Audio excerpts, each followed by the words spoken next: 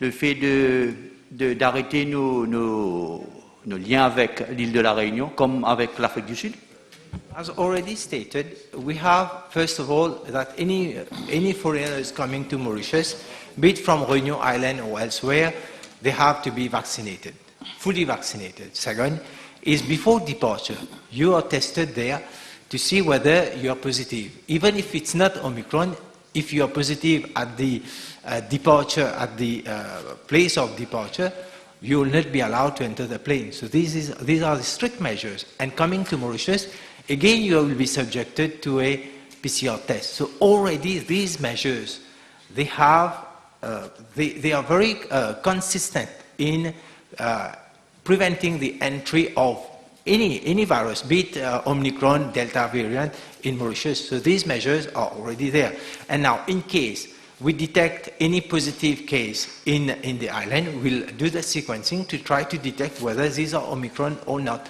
So I believe that we have to give some time to observe what's been the situation in Réunion Island, and then accordingly we'll be taking the decision. Last supplementary. Merci, Monsieur le Président. Monsieur le Ministre, je viens de prendre connaissance, comme mon collègue vient de le dire, et le passager est testé positif à Omicron à La Réunion, était en provenance de Maurice. Et de ce fait, Monsieur le Ministre, quelles sont les mesures que vous préconisez maintenant que le passager était en provenance de l'île Maurice? Quiet order. Let the Minister reply.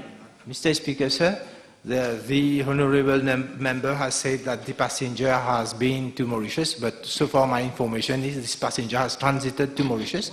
Now, it's a we have to obviously we have to look for other where these passengers have been, how this have been in Mauritius, how long he has been in Mauritius, what are the sanitary measures. I believe we have to get information from all the different aspects before we can do a comment on this. Next question.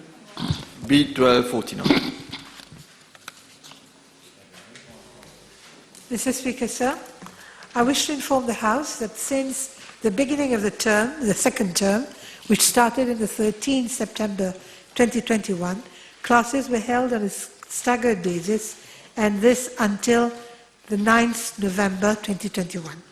Following the closure of schools on the 10th November, we proceeded with online classes for students of grades 10 to 13.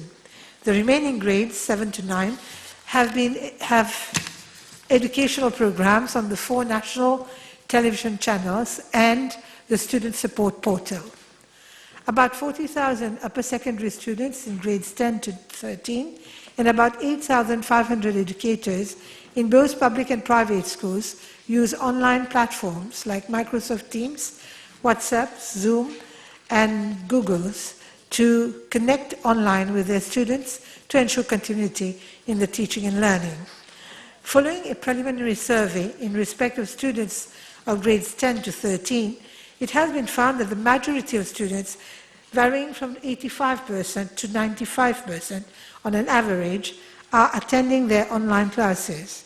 Online teaching is currently being monitored by the rectors with the support of the heads of departments, and educators who are fully engaged in the process of teaching and learning are in close contact with the students. The Quality Assurance and Inspection Division is presently carrying out an in-depth survey to analyze the implementation of the remote learning over the period of 11th November to 30th November 2021. I wish to reiterate that the current situation is being closely monitored. Question. My information is that, well, I've been told by certain educators that in those low-performing colleges, from specific areas, the rate of participation is quite low.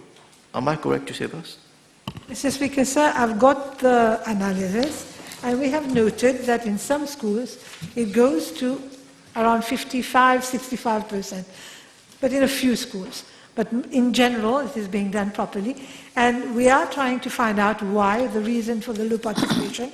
In certain cases, we've had replies where students are sick or the connection is not good, things of the sort. Thank you, Mr. Speaker, sir. Will the Honourable Minister enlighten us whether for SC and HSC, grade 11 and grade 13, where attendance is a criteria, whether they will pay or not, whether online classes, the attendance for online classes will equally be counted? Mr. Speaker, sir, the 90% attendance, in fact, was implemented taking into account that students used to be absent from school, and we were trying to get them to be in school. Right now, we are following what is happening with the online teaching and online classes, and we're getting reports from the teachers, and wherever we feel that there is a need to take action, we're going to take action. But right now, the situation is such that teachers are saying that students are attending, unless we get a report from a teacher stating that a student has consistently been absent, we might take action. But right now, no such case has been reported to us. Mr. Speaker, sir, since for grade 5 and 6 there are no online classes, is the ministry maintaining exams which are scheduled for grade 6 modular assessment in January? Mr. Speaker, sir, the modular assessment has been postponed to end of January 2022. May I know from the Honourable Vice Prime Minister, in those areas which she said that the attendance is quite low, what concretely is she envisaging to do to increase participation? Because, sir, we have been talking to heads of schools to find out what is the reason and whether there is a need for supplementary educational resources to be supplied to the students in terms of files and notes, etc. Already we are working on notes that are being distributed to some schools. Now we want to extend it to any other school where we feel there is a need. Honourable Member, the table has been advised that the following PQs have been withdrawn. B 1255, B 1284, 1285, 1286, 1299, 1300, 1301, 1303, 1304, 1305, B 1315, B 1316. Next question.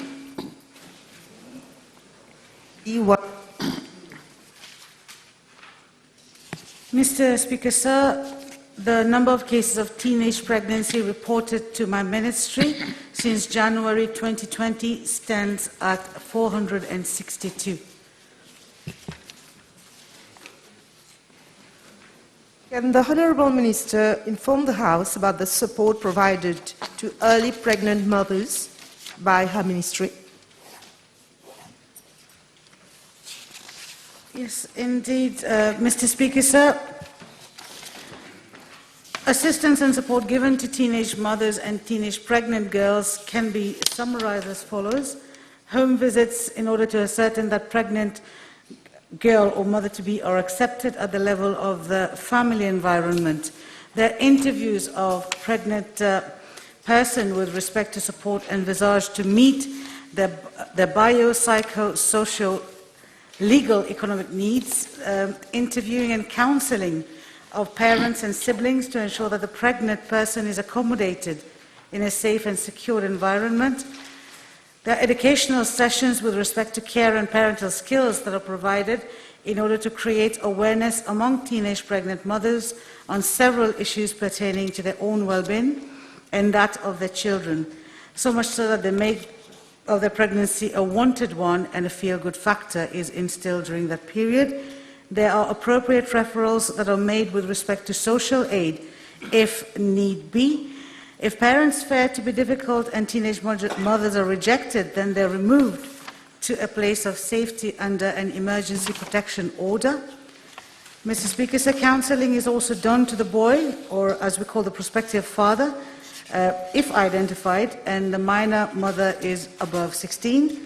Teenage parents are nevertheless informed of the provisions of the law in case they would entertain abortion or abandonment at a later stage. Full support is provided, Mr. Speaker, sir, by my ministry, especially if the girl is below 16 years of age, where emphasis is therefore laid on counselling of parents and proper psychological support. Thank you. Can the Honourable Minister tell us what happens to the studies of the young girl when she's found pregnant? Mr. Speaker, sir, cases of teenage pregnancy are reported to the level of my ministry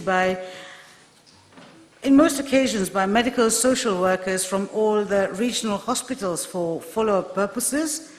And following that, assistance and support is given to the teenage mothers and the teenage pregnant girls, as I have illustrated in my previous answer.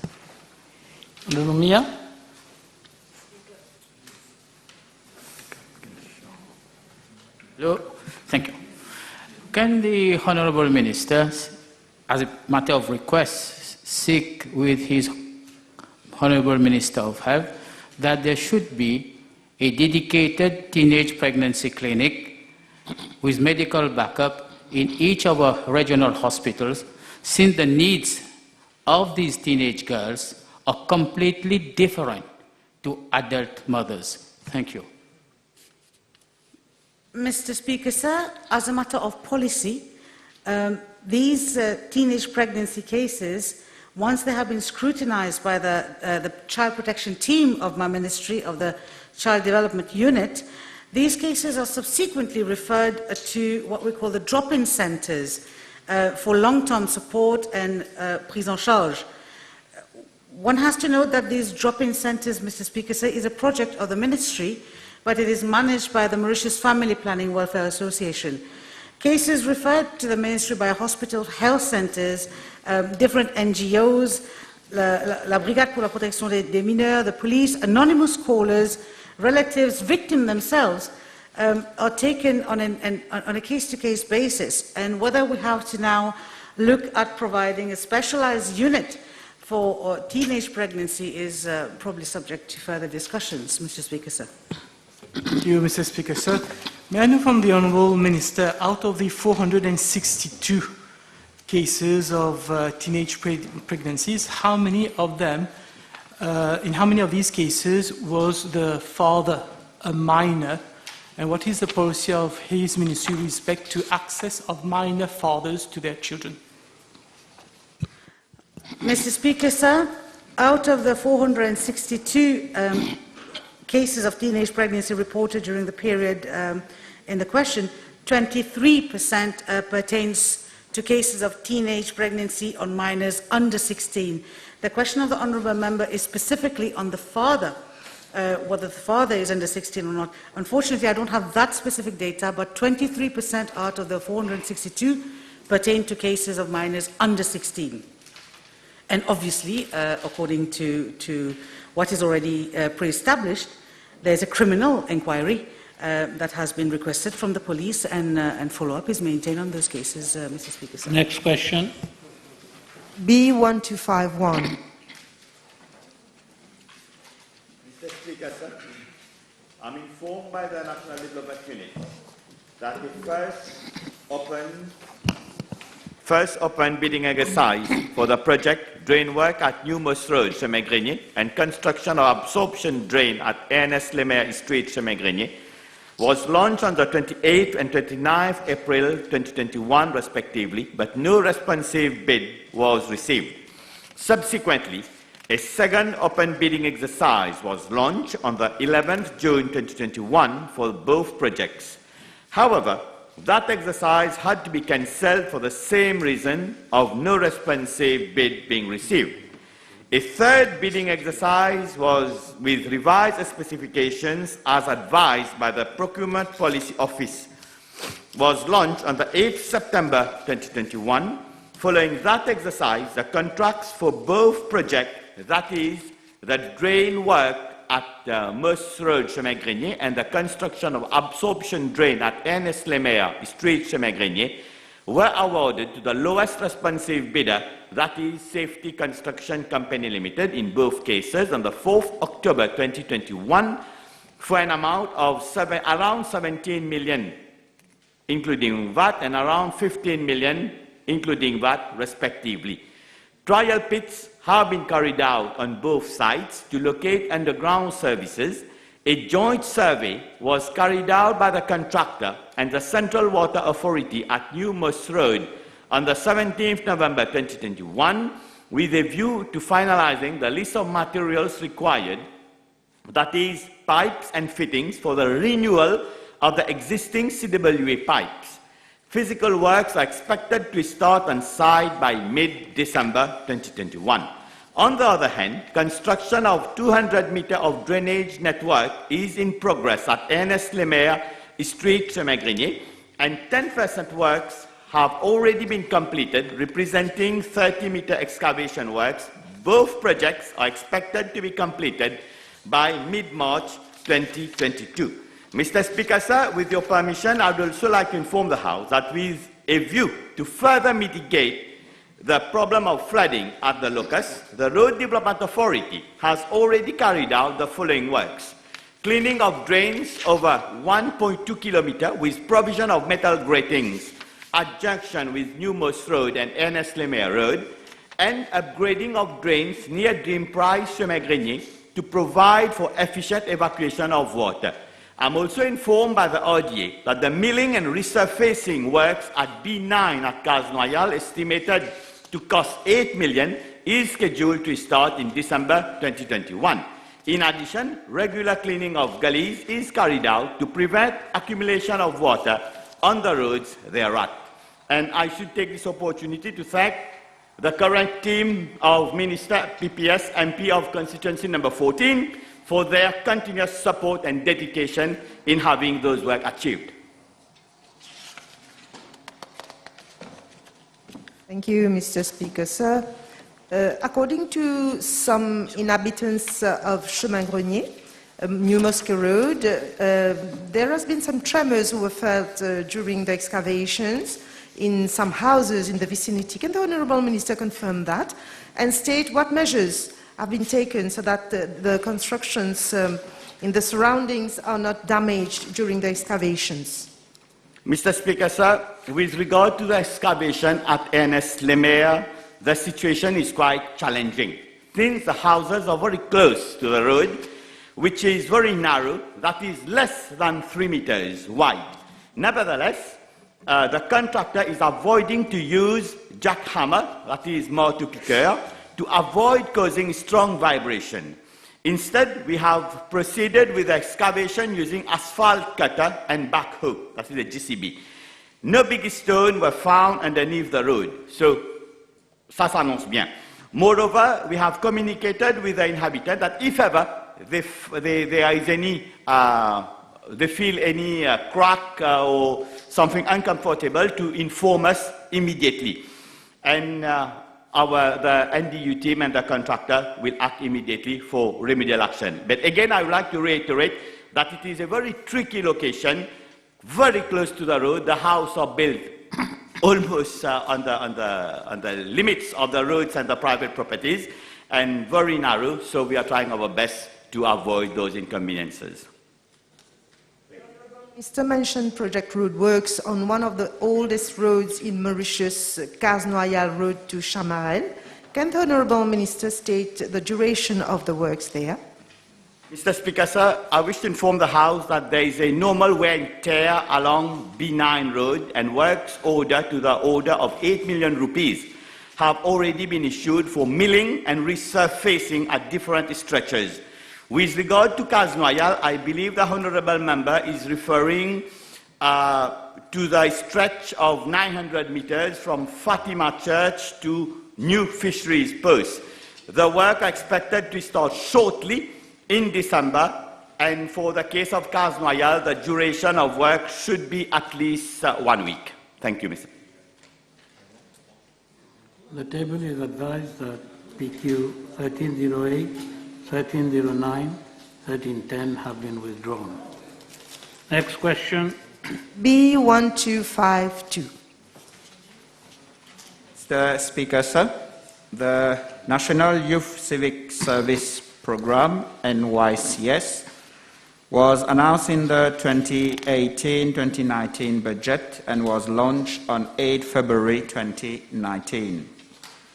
The National Youth Civic Service program is a highly dynamic and creative initiative that aims at empowering our young people aged between 17 to 25 years old. Through its different modules, our youth, including those from Rodrigues, are empowered to develop their innate intelligence, gain confidence, be resilient and daring. The NYCS further vows to inculcate in our youngsters a sense of good citizenship.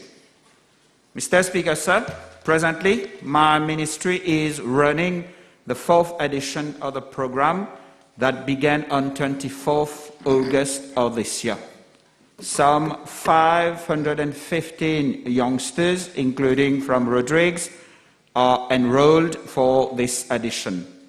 I also wish to seize this opportunity to thank the Human Resource Development Council, which has been a major partner for this program since its inception. Thank you. One supplementary question for the Minister. Can the Honourable Minister state how many young people of the region of the West participated in the program? Mr. Speaker, sir, the region of the West is covered by the Bamboo Youth Center, and actually in Bamboo Youth Center we have 12 youngsters following the program. It is also covered by Petite Rivière Noire Village Hall, where actually 13 youngsters are following the program. It is also covered by, if we go a little further in the constituency of the honourable member, by the Chemin Grenier Youth Center, where we have 25 youngsters that started on a face-to-face basis for the program, and now we have additionally 25 youngsters that are following the courses online. Next question. 253. Mr. Speaker, sir, the Plainvert Youth Center was constructed back in 2006, and ever since it has been an important facility in terms of providing sports activities to the inhabitants of this region of Port Louis. Major renovation works were carried out in the center from September 2019 to July 2020. Mr. Speaker, sir, with respect to Part A of the question, I wish to inform the House that further to a request made by the Ministry of Health and Wellness in April 2021, the Youth Center is presently being used as a vaccination center. Given government's unrelenting fight against COVID-19 and the emphasis being put on the vaccination campaign to protect our population, this arrangement will be maintained until further notice. With regard to Part B, one other question. Prior to the youth center being used as a vaccination center, several sports activities were being held there, example, badminton and volleyball. Once the youth center would be no more required for the purpose of a vaccination center, my ministry may reconsider the mode of operation of the center that will be based on the demand of the inhabitants. Mr. Speaker, sir, as regards Part B2 of the question, my ministry has been made aware about the noise generated by extractor fans installed at the center. A site visit has been effected by officers of my ministry, and the matter is being looked into. Thank you. L'honorable ministre peut donner l'assurance à la Chambre que les habitants de la dite région pourra continuer à utiliser le centre comme dans le passé, that is prior to the center being used as vaccinated center. That is used after being liberated by the Ministry of Health. Oui, tout à fait, Monsieur le Président, et je dois profiter de cette occasion pour éclaircir une rumeur qui circulait dans la région, et donc l'honorable vice-premier ministre, l'honorable Snou et l'honorable Abbas Mahmoud avaient attiré mon attention. À ce qui paraît, après, quand on aura terminé avec la vaccination et que le centre allait devenir payant. Je ne sais pas d'où ça vient cette affaire-là.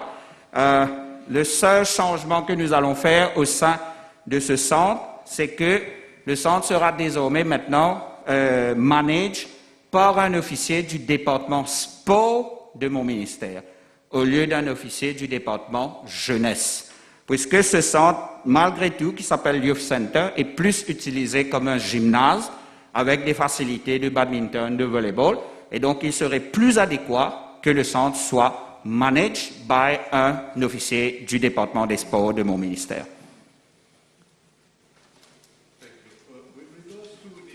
Instructors, are they working? Because if they are not working and so many people go there for vaccination, there might be an issue of ventilation is not appropriate in a confined area with so many people, and this might lead to the spread of COVID.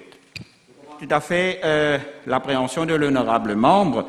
Au fait, le problème de Air Extractor, c'est que mes officiers m'ont dit, c'est que quand le Air Extractor est éteint, le soir, quand on n'utilise plus, et avec la force du vent, donc il y a certaines parties qui continuent de tourner et ça crée des ennuis de bruit, etc.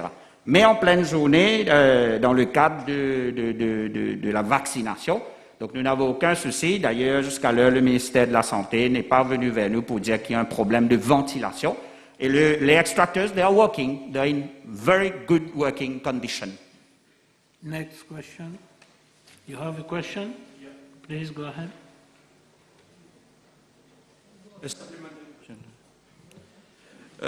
Thank you, Mr. Speaker. Sir, can the honourable member, please, minister, please inform the House if other youth centres where we have outdoor sport facilities will also have an officer from the Department of Sports from his ministry, as it will be the case for Plainvert? Enfin, Monsieur le Président, même si cette question n'est pas reliée directement avec la question principale, non, les centres de jeunesse, donc j'ai en tête le centre de jeunesse de Pamplemousse, où nous avons des outdoor facilities, continueront à être dirigés, managed par un youth officer, par le département jeunesse. La différence avec le centre de jeunesse de Plainvert, c'est que tout l'espace qui est utilisé là-bas est utilisé essentiellement pour jouer au badminton, pour jouer au volleyball, pour faire des séances de Zumba, de yoga, donc qui concernent plus le département sport que le département youth. The table has been advised that PQB 1280 has been withdrawn. Next question. B1254. Mr. Speaker, sir, the SME employment scheme was launched in August 2018. Initially, it targeted 1,000 graduates. Following budget 2019-2020, it was extended to diploma holders. This year, it has also been opened to holders of technical and vocational education training certificate level 3. The objective of the scheme is to provide qualified graduates, diploma and certificate holders with work experience while providing SMEs with qualified resources to support their development and growth. Registered SMEs engaged in any legal value-creating economic activity except pure trading are eligible for the scheme. Once registered SMEs sign the relative agreement, they are provided with a list of potential places in fields they have requested. Entrepreneurs conduct the interviews and inform SME Mauritius of their choice. Placement is for a period of 1 year, which may be renewed, and SMEs benefit from the services of any two of graduate diploma or certificate holder. Mr. Speaker, sir, since the launch of the SME employment scheme in August 2018, 1,663 graduates and 379 diploma holders have been placed in SMEs across sectors of the economy in both Mauritius and Rodrigues. Today, 551 graduates and 242 diploma holders are in post. The total amount disbursed since the start of the scheme to date is 220,426,491 rupees. Minister, say why there are only 551 graduate and 242 diploma holders, whereas the target is a total of 1,000, the more so when we know that there are many graduates who are without a job. Well, the reasons are manifold. First, it is not all the graduates and diploma holders who go and register for that scheme.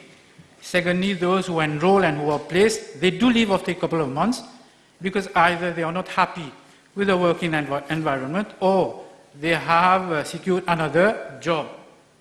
Secondly, because being not happy, again as I said, with a graduate this time, the entrepreneur or the SME just put an end to the agreement and where the graduate has to leave the entrepreneur. Has the ministry carried out any survey to assess the success or otherwise of this scheme?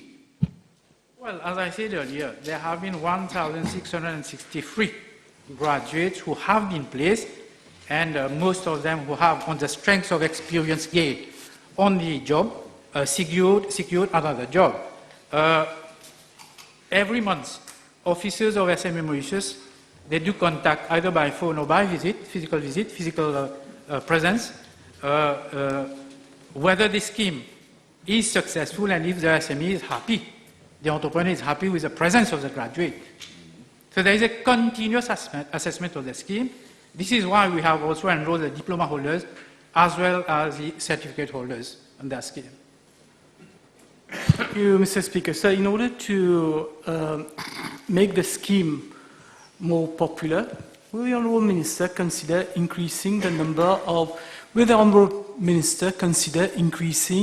the number of, graduates which can be taken over by a single SME? At the moment, there is a maximum of 2, because you may have SMEs who want to employ more graduates, but they are limited by the number of graduates that they can take under that scheme. Yeah, given that we are not able to achieve this target number 1,000, I think this is a good suggestion that we can consider. Last supplementary. Thank you, Mr. Speaker, sir. Is the Minister and his ministry considering of specific information campaign to universities and present in Mauritius so that to achieve this 1,000 number campaign? The campaign is ongoing. We have on the website of SME Mauritius, which is permanently over there. And then in any speech that I do deliver, whenever the opportunity exists, I do recall about the existence of such a scheme. And I request SMEs to enroll and then to have the experience with entrepreneurs, which is a real-life situation and real-life experience, on-the-job experience. Next question, Dr. Omia. B1256.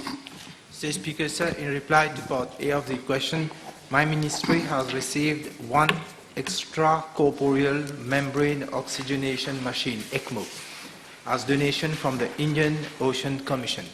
I'm informed that training was dispensed by a clinical specialist for acute care therapies from South Africa at the New ENT Hospital for all specialists involved, namely anesthesiologists, vascular surgeons, thoracic surgeons, perfusionists, and cardiologists.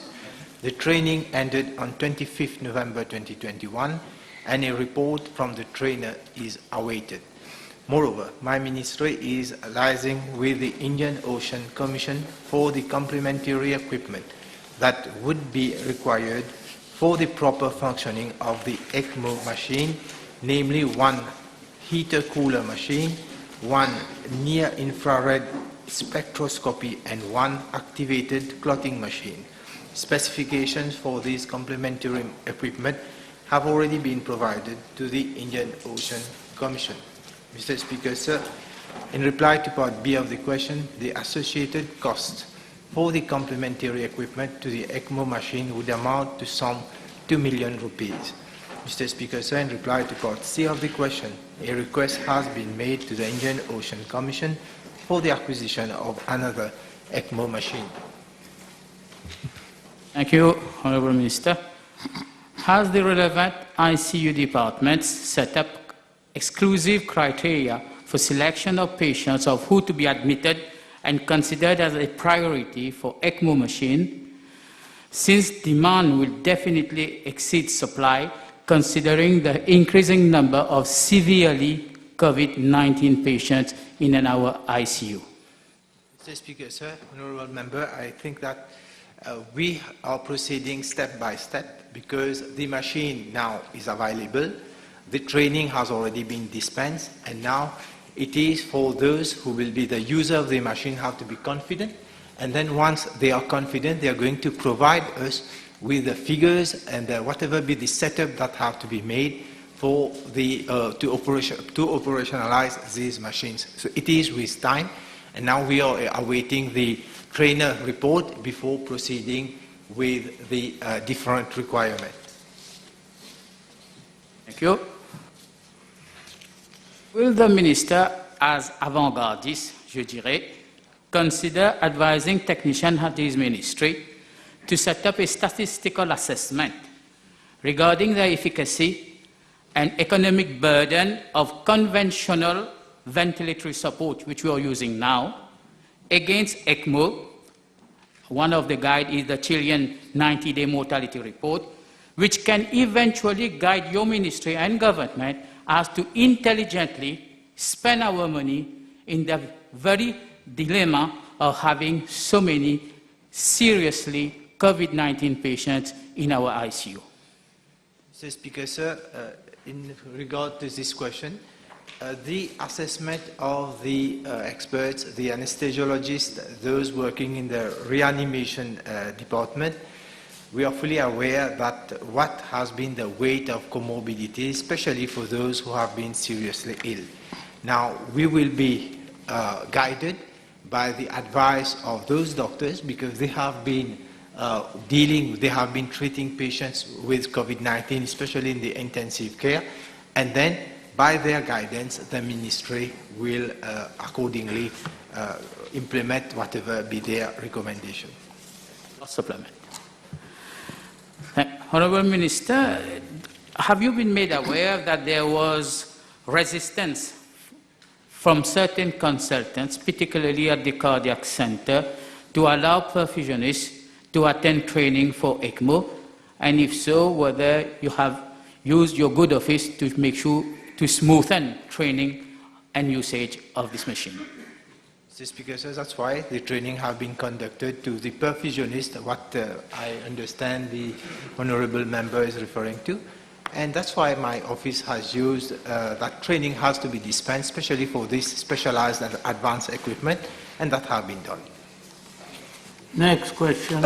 B1257. Mr. Speaker, sir, in reply to Part A of the question, since 1st September 2021 till 27th November 2021, 485 persons have unfortunately passed away due to COVID-19. Sequencing for SARS-CoV-2 is done for purpose of genomic surveillance to detect any new mutation which may be of concern. It is also done to detect introduction of any variants of concern, and as per WHO guidelines, a minimum of 2% samples tested positive should be sequenced. The samples chosen for sequencing must have a CT value of less than 30, and samples should not show any degradation. Mr. Speaker, sir, during that time period, samples from 2 deceased have been sequenced locally, and SARS-CoV lineages found were B17 6172 delta and B13185, that is the AZ.5. Moreover, 9 samples have been sent for sequencing by the National Institute for Communicable Diseases, South Africa, the results of which are awaited. Mr. Speaker, sir, in reply to Part B of the question, contact tracing has since the beginning proven to be a fundamental component to limit the spread of COVID-19 in Mauritius. All positive cases detected at flu clinics or reported by private laboratories are requested to provide the list of close contacts. The latter are therefore thereafter contacted and advised to self-isolate for 7 days if they are fully vaccinated, or for a period of 10 days should they not be vaccinated against COVID-19. Thank you, Honourable Minister. For academic and statistical purposes, does the Central Lab keep the concerned sample to be analysed for further analysis in the light of new variants coming up on the market? Yes, Mr. Speaker, sir. Honourable Member, you are perfectly right. That for further, for later studies and sequencing, samples should be kept in appropriate conditions so that at a later stage sequencing can be done. Yeah. Next question. B1259. B1258.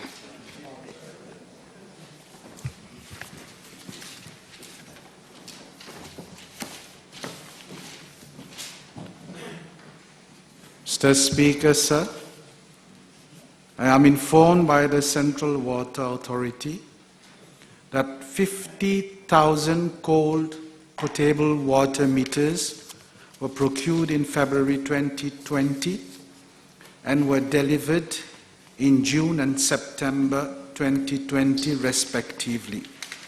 The meter change exercise started as from July 2020. I am further informed that the number of defective meters in Port Louis as at 30th September 2021 stood at 6,500. 3,904 meters have already been replaced in Port Louis as at 24th November 2021.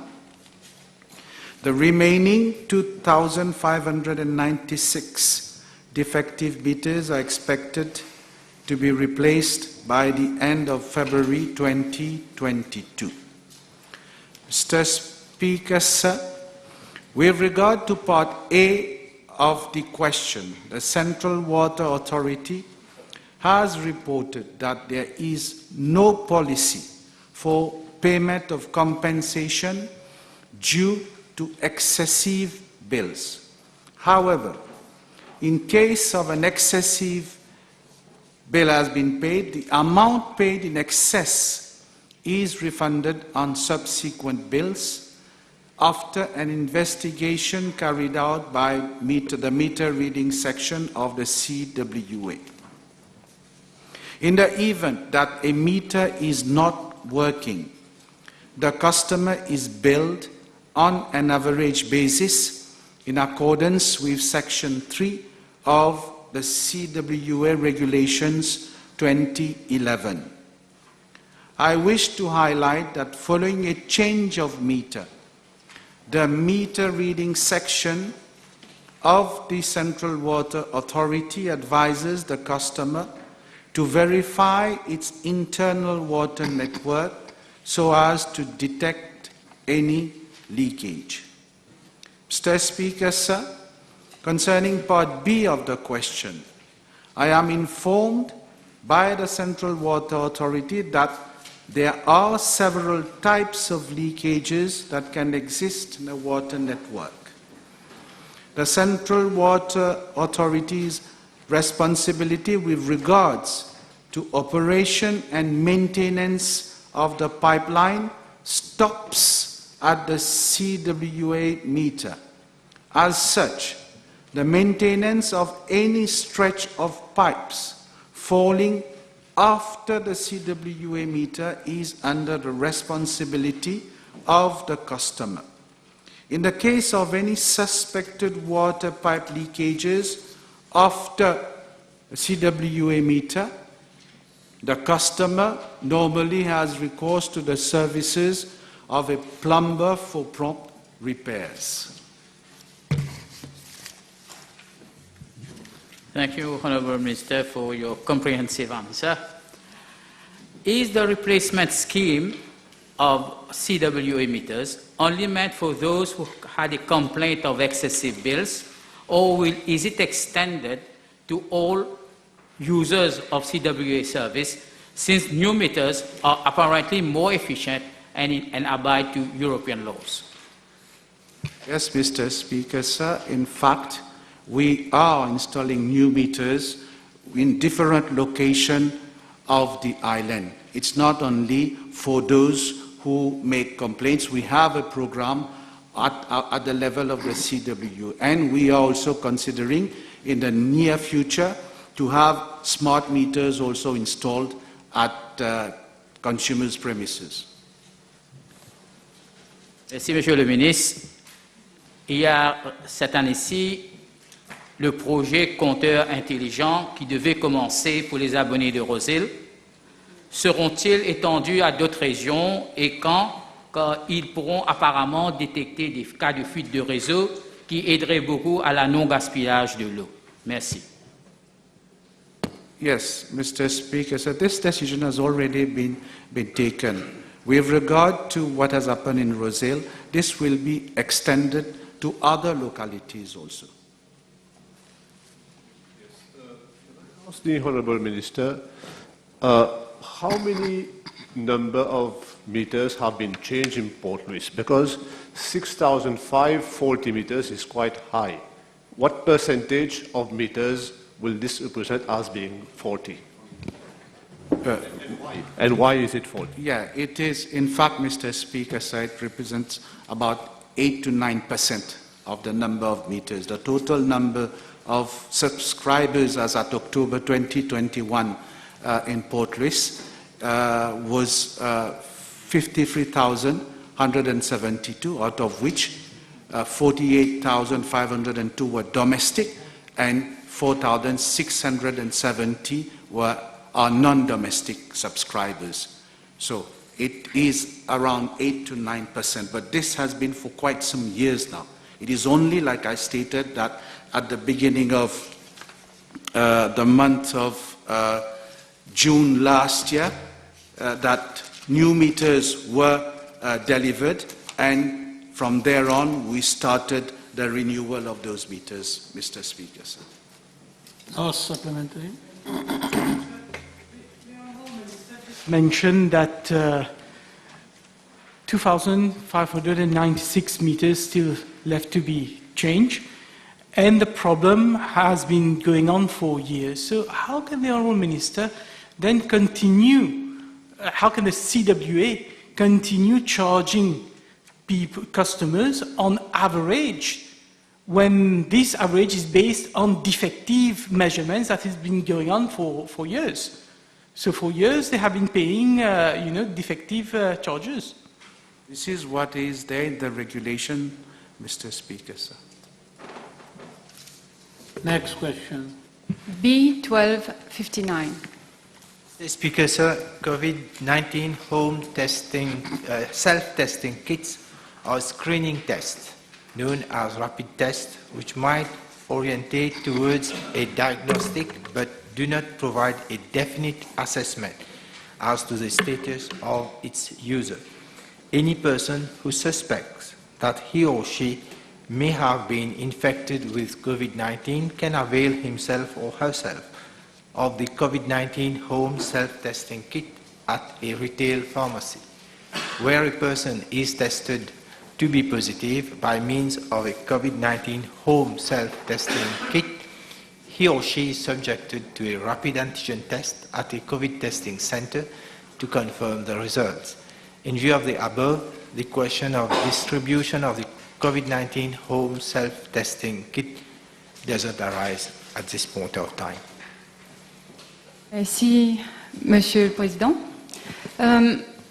Puis-je demander à l'honorable ministre quelle est sa stratégie afin de limiter la propagation du variant Delta qui se propage à travers les personnes infectées mais présymptomatiques et aussi à travers celles qui sont asymptomatiques et qui infectent les autres sans même le savoir?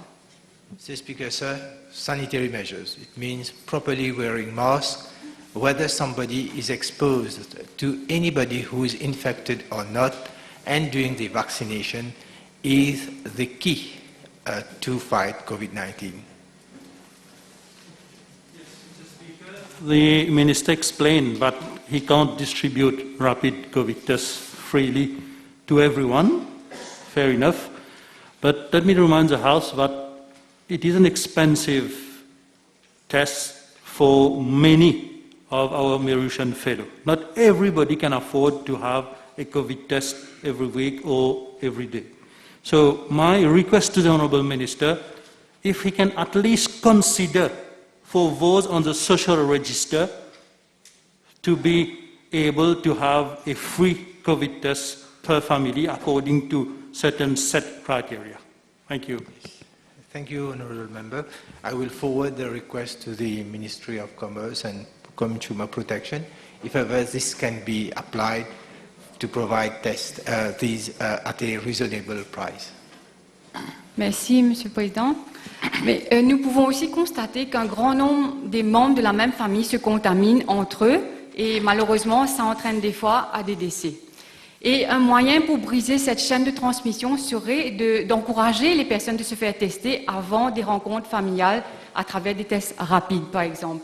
Et sur le même point que mon collègue, acheter ces tests en pharmacie n'est pas nécessairement à la portée de tous. Et dans un esprit d'équité, ne serait-il pas souhaitable de les rendre plus accessibles et plus abordables à tous? Mr. Speaker, sir, the basic fundamental, again, of fighting COVID is, yes, I understand that in a family, it's not possible for family members to exercise all the sanitary measures, but yet doing vaccination and trying to limit close contact would be obviously favored. Now, considering to provide rapid antigen tests for where, this has to be again, we have to look at it, and if ever it's possible to, especially on the price, what the Honourable Member Amir has said, that if we can control the price of the self-test sold in the pharmacies, that I have to look into with the Ministry of Commerce and Consumer Protection. Next question. B1260. Mr. Speaker, sir, the number of reported cases relating to child sex trafficking to my ministry since January 2015 to date stands at 36 and are all female. With reference to Part A of the question, Mr. Speaker, sir, I am informed by the Commissioner of Police that since January 2015 to date, there has been one conviction secured. As regards Parts B and C of the question, I shall elaborate, with your permission, Mr. Speaker, sir, some of the main measures that my ministry has put in place to tackle the issue of child sex trafficking, as well as the protection and care that is provided to the victims of child sex trafficking. All cases of alleged child trafficking are made known to my ministry, recorded at the level of the CDU for social inquiry. The reported cases, if not reported to the police, are simultaneously reported to the police for criminal inquiry. There are also joint interviews by the police and CDU officers of my ministry in order to avoid repeated narration of the incident. There is a close collaboration with the Brigade pour la protection des mineurs and other stakeholders to assist in the identification of victims and providing them with the support. The Brigade carries out raids in game houses, hotels, discotheques, and also investigates in suspected cases of child trafficking. Child victims are also provided with immediate and long-term protective and support services at the level of the 6 CDU outstation across the island, that is one at Goodlands, Flax, Suyak, Polby, Bamboo, and Vakwa. Protective and supporting services are also provided in the daytime drop-in center at Port Louis and the RCI at Grande Rivière Nord-Ouest. The drop-in center provides for mainly these services, but not limited to, long-term counseling and therapy, monthly medical sessions, parental counseling, couple and contraceptive counseling, monthly home visits to the clients, prevention sensitization of adolescents on on sexual abuse and teenage pregnancy. In some cases, referrals are made to NGOs and other institutions as and when required. Clinical services, including visits to a gynecologist at the Mauritius Family Planning and Welfare Association Clinic, HIV testing, pregnancy testing, and only to end with an ongoing list, Mr. Speaker, sir, the residential center ensures better protection and assistance to children who are victims of child sex trafficking in a very sustainable manner. It provides adequate, appropriate, and safe shelter to children victims of exploitation. Mr. Speaker, sir, on the preventive level, the Child Development Unit carried out 101 campaigns from January 2015 to October this year on the commercial sexual exploitation of children, including the topic of child sex trafficking, wherein 5,570 persons were reached with the campaigns. From 2015 to October this year, a total of 187 campaigns have been carried out by the drop-in center, reaching 6,870 persons. There is the Atelier Portage Parents that is ongoing, the school child protection clubs, radio programs, and in different languages, Mr. Speaker, sir, broadcast has also been successful in reaching out the maximum number of people. And yes, as far as... Merci.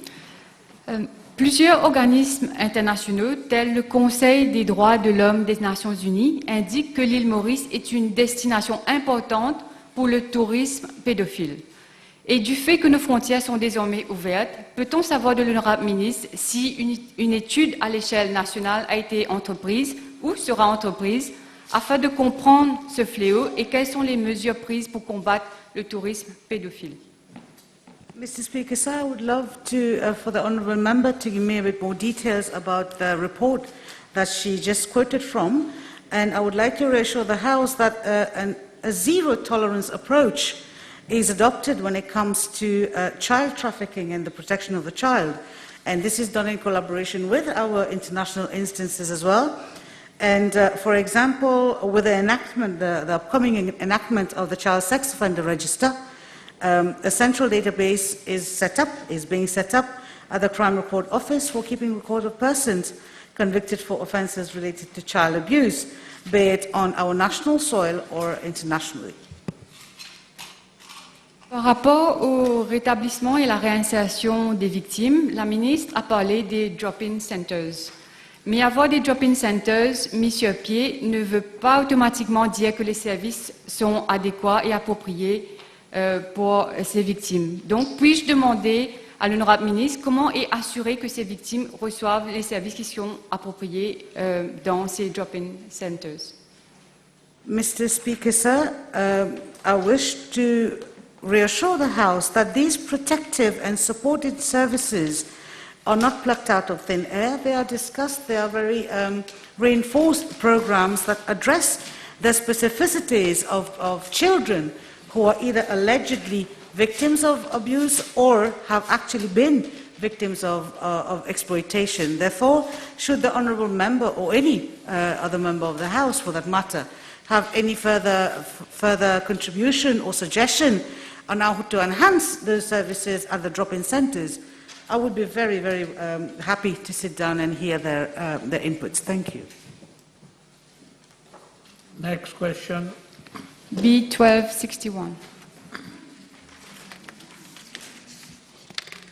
Mr. Speaker, sir, according to the records kept at the level of my ministry, the total number of nurseries stand at 377, among which 7 are managed by the municipal councils, 1 is managed by the National Children Council, and there are 369 privately owned nurseries across the island.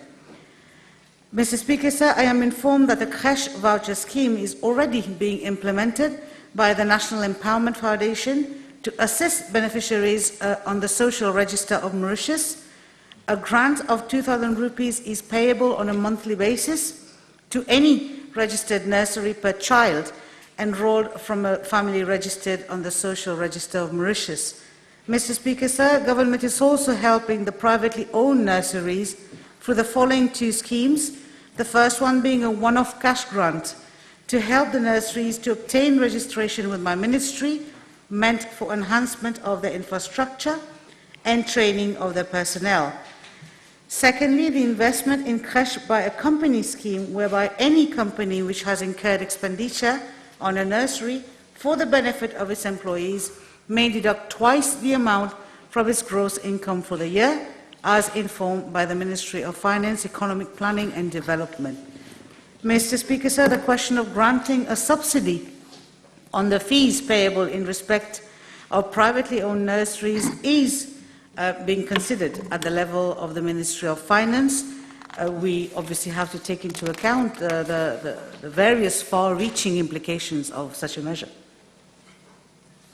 Merci. Je me réjouis de la réponse de l'honorable ministre, car le développement de la petite enfance est crucial parce qu'il est démontré que 80% du cerveau de l'enfant se développe avant l'âge de 3 ans et cela pourra aussi aider les mamans à prendre un travail.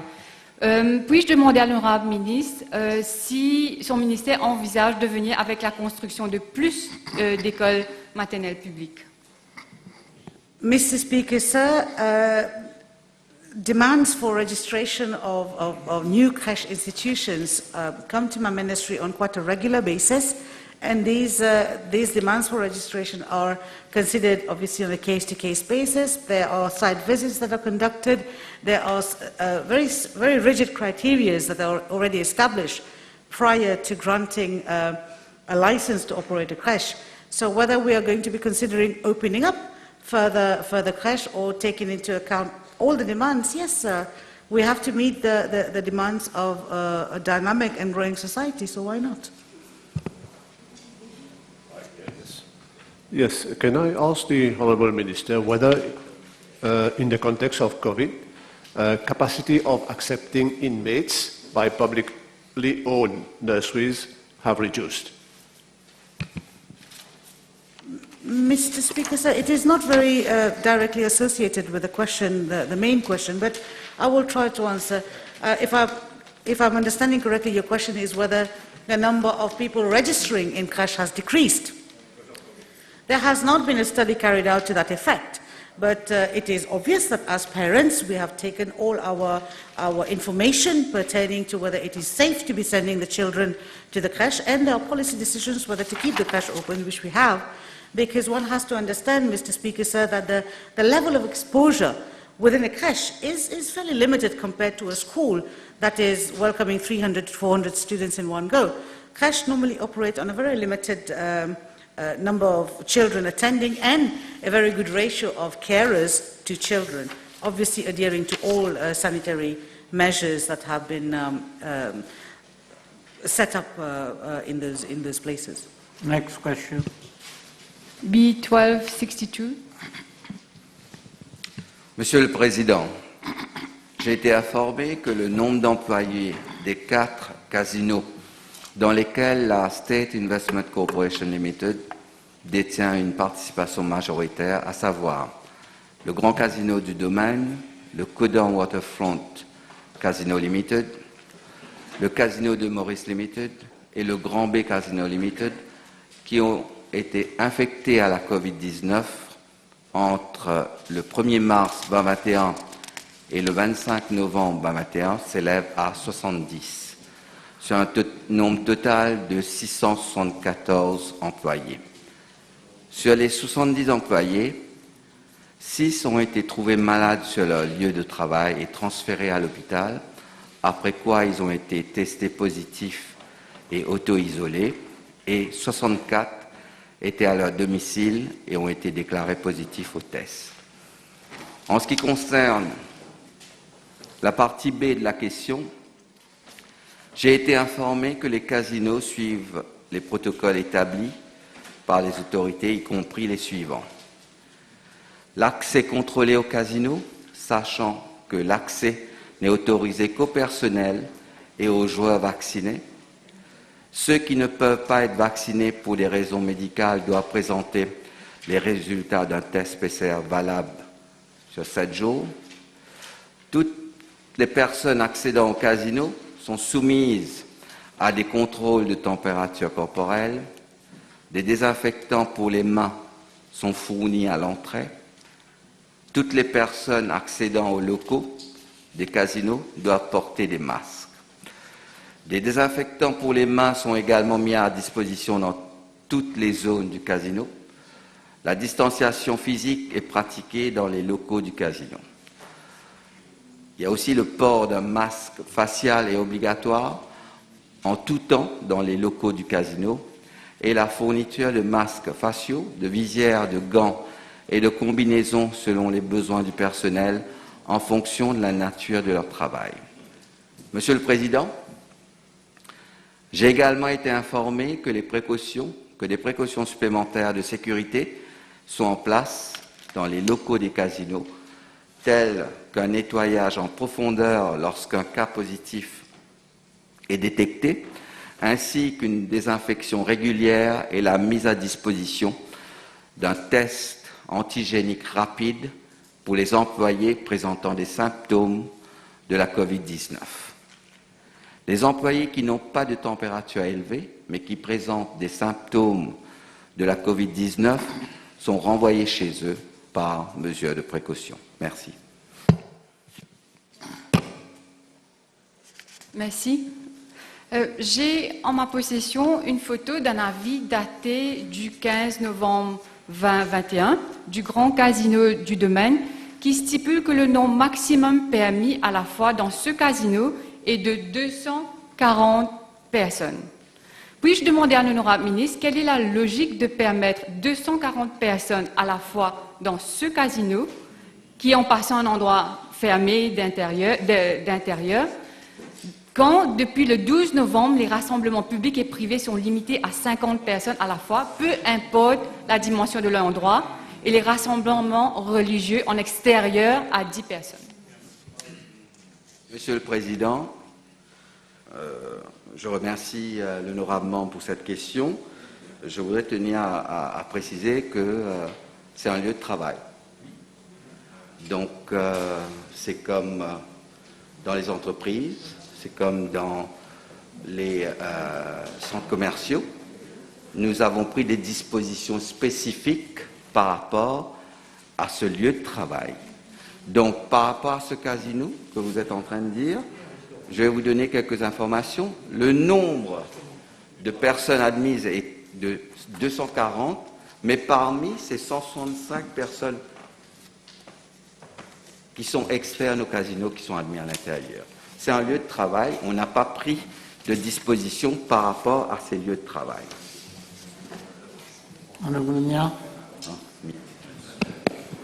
Yes, Mr. Speaker, sir, what we've just heard from the Honourable Minister of Finance is shocking.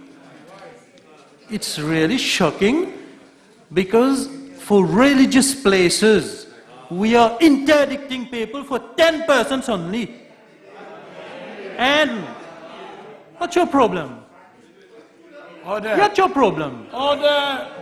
So, we are interdicting people to go to religious places to only 10 persons, and for casinos, we are allowing 240 people to enter the casino.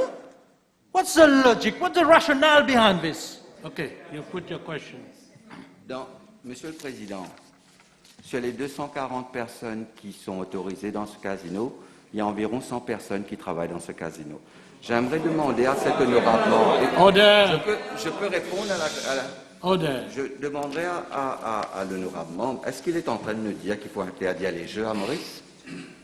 C'est ça sa question? C'est ça sa question? Si c'est sa question, il faut qu'il vienne avec une question spécifique dessus.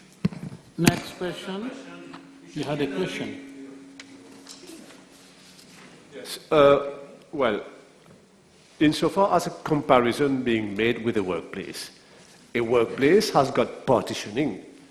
People in officers, sub-officers, and all, not 250 persons at one place at one go. We are not comparing likes with likes here, Honourable Minister. Monsieur le Président, je vais répondre à cette question. Je crois que l'honorable membre n'a pas visité toutes les entreprises à Maurice. Il devrait aller faire des visites un peu partout pour voir comment travaillent les gens. Si vous allez dans les entreprises, vous avez 2000 employés qui travaillent sur le même floor. C'est pareil, c'est pour ça qu'on a mis en place des protocoles de précaution concernant les mesures sanitaires dans toutes les entreprises. Ce sont les mêmes règles qui s'appliquent.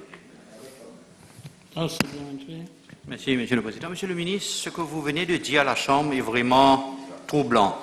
Parce que, dites-vous bien qu'il n'y a pas que les casinos, Monsieur le ministre, il y a aussi des restaurants, des petites entreprises qui travaillent légalement pour essayer de tant bien que mal de joindre le debout dans ce Covid que nous vivons.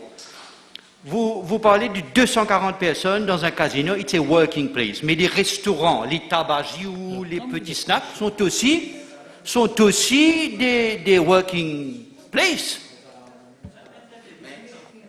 Je tiens à préciser à l'honorable membre, tous ces lieux de travail, on n'a pas fermé ces lieux de travail à ma connaissance, sauf si, pendant que j'étais malade, on a annoncé des nouvelles dont je ne suis pas au courant. Et j'ajouterai dessus, si l'honorable membre est en train de parler des restaurants, des places où on travaille, où il y a des petites gens qui travaillent, j'aimerais souligner à cet honorable membre, c'est ici, c'est ce gouvernement qui a décidé récemment de continuer à payer les salaires dans ces petits restaurants qui sont en train d'avoir des petites gens. Merci, monsieur. Next question, David.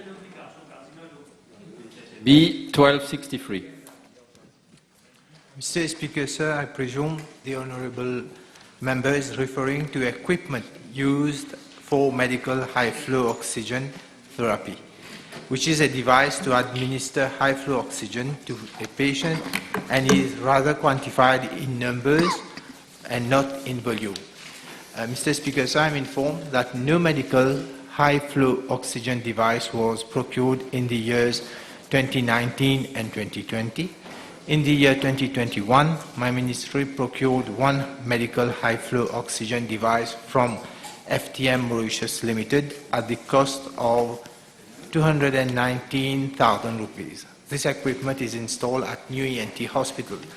Mr. Speaker, sir, I also wish to refer to honourable member to the reply I made to PQ B1171 at our sitting on 23rd November 2021, whereby I informed that following a bidding exercise, an award for additional 10 units of high-flow oxygen device has been made on 18th November 2021, and the delivery thereof is expected by 6 January 2022. Merci, Monsieur le Président. Dans la réponse du ministre, effectivement, à la question parlementaire B1171 du 23 novembre, il avait été question d'un fournisseur qui avait initialement reçu une commande le 6 avril, avant d'informer le ministère le 22 avril qu'il ne serait pas en mesure d'honorer son contrat en raison des coûts de fret qui avaient augmenté.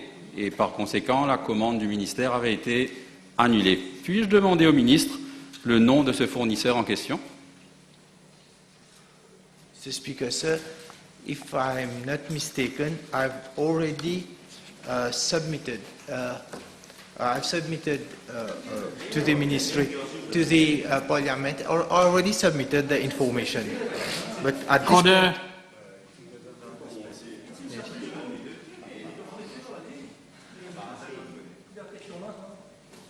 Next. Je précise au ministre qu'il n'avait pas mentionné, et j'ai vérifié dans le Hansard, ce nom de fournisseur n'apparaît toujours pas à ce jour.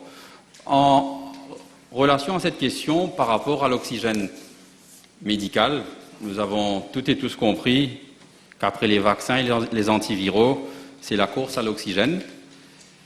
Puis-je demander au ministre si au niveau de son ministère, il y a un monitoring qui est effectué sur la quantité d'oxygène médical qui est consommée dans nos hôpitaux publics en fonction de ce qui est produit par le seul fournisseur contractuel depuis 2020, parce que je comprends dans le statement du ministre, en date du 23 novembre, que c'est ce fournisseur, Samlo Koyenko Steel Co. Limited, dont le nom a été mentionné, c'est ce fournisseur qui est venu au ministère à la mi-novembre 2021 pour dire qu'il ne pouvait plus fournir d'oxygène, ce qui a alors provoqué une réunion catastrophe au ministère le 17 novembre avec Samlo et ses deux concurrents, et qui a ensuite engendré la lettre que nous connaissons désormais envoyée le 18 novembre à l'ambassadrice de France à Maurice. N'y a-t-il donc pas un monitoring effectué au niveau du ministère pour anticiper ce manque de production d'oxygène dans notre pays? Mr. Speaker, sir, I invite the member to come with a substantive question because this is on high flow oxygen. So I will definitely give all the elements that he requires. Honourable Minister, if I refer to the question of my honourable friend, can you confirm whether the company is VD Limited? Some VNS Diagnostic Limited. The Honourable Minister just mentioned that procurement has been sent for supplying hospitals with further high-flow oxygen meters, and is expected to reach by the early of January, 8th of January. We are today the 30th of November, and for the last 1 month, we had already 350 dead people in this country due to COVID-19. Are we going to wait for further 350 people to die? Because high-flow oxygen meters is now the critical equipment for survival of patients in any ICU case places. Mr. Speaker, sir, I'm sure I'm going to reply to you. I just invite you to be calm. There is nothing to be excited. You should refer to the answer for the last week, what the reply I made. I will repeat it again. I'm informed that there is one high-flow oxygen. I have to repeat it again. In addition, there are 2 portable ventilators and 10 ICU ventilators at ENT Hospital, as well as 3 portable ICU ventilators at Victoria Hospital, with the option of high-flow oxygen cannula. So, it's high-flow oxygen cannula. So this reply has been given to me by inputs received from the senior surgical technologist. So if you want to take his place, and I invite you to do that. So that's what has been given to me, that's what I replied last week, which can be used to deliver high-flow oxygen to patients. So in all, 16 apparatus to deliver high-flow oxygen. One. Next question. B1264.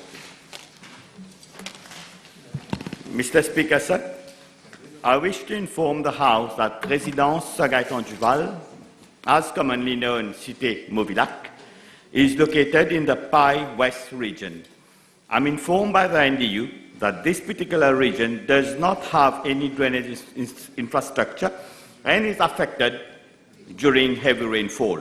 Also, the road thereat requires full-width resurfacing works. Accordingly, Mr. Speaker, sir, there is a need to address the problem in the region of Résidence Sir-Gaëtan Duval holistically. In fact, I wish to inform the House that my colleague, the PPS Dr. Honorable Mrs. Doreen Chakori, has on several occasions visited the locus and has requested the NDU to initiate appropriate measures to address the issues relating to both the drainage network and the road resurfacing.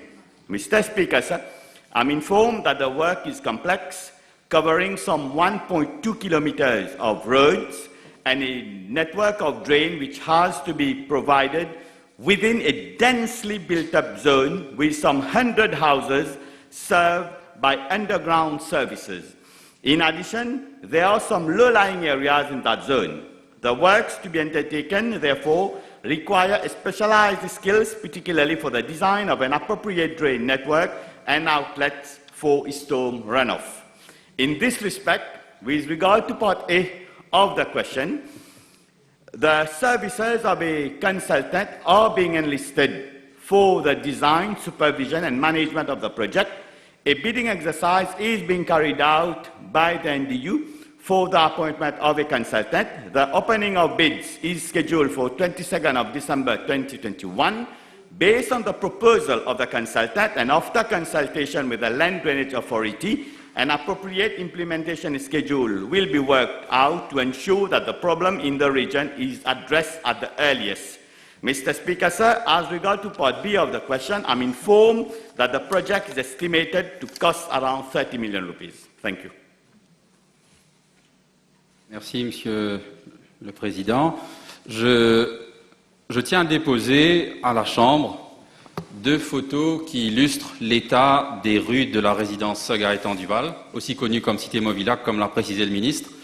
Je précise que j'ai pris moi-même ces photos pas plus tard qu'hier, où on voit très clairement qu'il y a plus de crevasses que d'asphalte.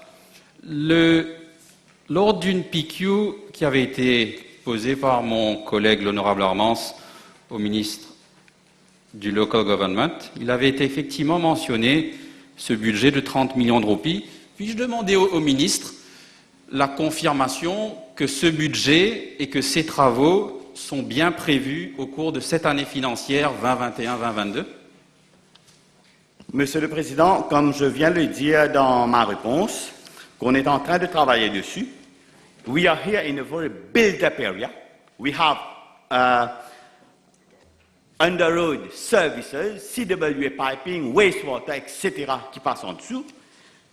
And we have got the pictures also, and we don't need pictures as such because my honorable colleague Doreen Chakori, despite her condition, is underground night and day and is following closely for it to happen, so you don't have to worry about this one. And our officers also are looking into, and we need a holistic solution. We can't just come and tar the road. So we need to go into, and as I've said already, we have launched a bidding exercise for a consultant. So let's wait for the consultant say, and then as soon as we have the report of the consultant, we have the money, we have the budget, and we'll start the work. Mr. Speaker, sir, this project has been on the table since 2015. So it's been delayed now for 6 years. So I fail to understand that the minister and his PPS is night and day on this system of Iraq. My question is, since we don't have a timeline, a time frame when they're going to do the drain work and resurfacing work, can he at least ensure the House that they're going to take some temporary measures regarding the road surfacing at the earliest possible? Yes, Mr. Speaker. So in fact, the honourable member is very right. He was the elected member for the government in 2015 for that constituency, and nothing was done. And once again, thank you to PPS Doreen Chakori. She is looking into. Thank you. Next question. B1265. Mr. Speaker, sir, as from July 2021, bad weather allowance is being paid at the rate of 475 rupees per day to registered artisanal fishers for the days declared as bad weather for not being able to carry out their normal fishing activities. A bad weather is defined as a day when the sea is rough to moderate, or moderate to rough by the Mauritius Meteorological Services. My ministry received a report from the Mauritius Meteorological Services on the general state of the sea around Mauritius, which enables the computation of the number of bad weather days. I'm tabling the Mauritius Meteorological Services report for the period 16 August 2021 to 15 September 2021, 16 September 2021 to 15 October 2021, and 16 October 2021 to 15 November 2021. Mr. Speaker, sir, there are 3 categories of registered artisanal fishers, namely in-lagoon fishers, in-lagoon, off-lagoon fishers, and off-lagoon fishers. As at date, out of 1,778 registered artisanal fishers, only 51 are in-lagoon fishers who are concerned with the zoning system. As regards to in-lagoon, off-lagoon, and off-lagoon fishers, they carry out off-lagoon fishing activities. Thus, they all receive the same amount of bad weather allowance depending on the number of off-lagoon bad weather days as confirmed by the Mauritius Meteorological Service.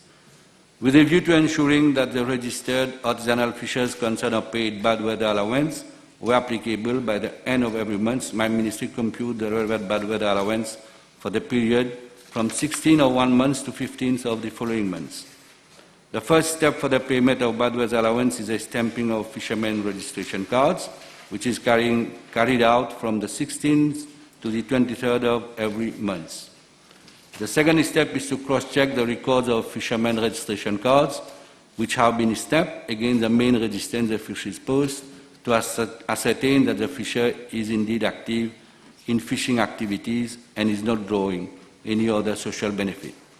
I'm informed that for the period from 16 August 2021 to 15 September 2021, the Mauritius Meteorological Services had declared 20 days as bad weather. Subsequently, out of 1,834 registered fishers for that period, 1,752 eligible registered artisanal fishers were paid 9,500 rupees each as bad weather allowance, amounting to a total of 16,156,650 rupees for that period. The number of registered artisanal fishers, depending on death, voluntary relinquishment of fisher card, or not stamping of fisher card at all. As regards bad weather allowance for the period 16 September to 15 October 2021, I'm informed that 7 days have been declared as bad weather days by the MMS. Thus, 1,736 out of 1,829 eligible registered artisanal fishers have received 3,325 rupees each as bad weather allowance, amounting to a total of 5,645,850 for the period 16 September to 15 October 2021. Furthermore, I am informed that 2 days have been declared as bad weather by the MMS for the period from 16 October to 15 November 2021. Thus, 1,570 out of the eligible registered artisanal fishers were paid 950 rupees each, amounting to a total of 1,484,850 rupees as bad weather allowance for the period of 16 October to 15 November 2021. As for the 51 fishers, in-lagoon fishers, the bad weather allowance varies depending on the weather condition in the respective zones. I am informed that an average amount between 950 to 2,395, totaling an amount of 198,000 for this particular period. With your permission, Mr. Speaker, sir, with your permission, I'm tabling the breakdown of the amount of 23,485,300 rupees paid to eligible registered artisanal fishers as bad weather allowance for the period 16th August to 15 November 2021.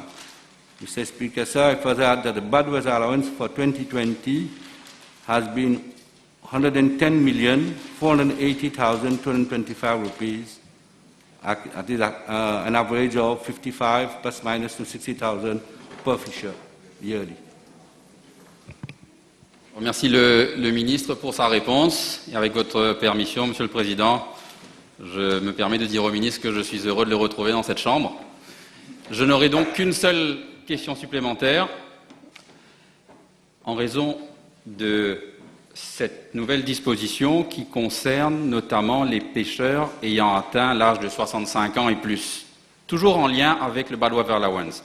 Le ministre peut-il éclairer la Chambre sur le traitement qui va être réservé à ces pêcheurs ayant atteint 65 ans et plus et qui refuseraient de rendre leur carte de pêcheur ou de la transmettre?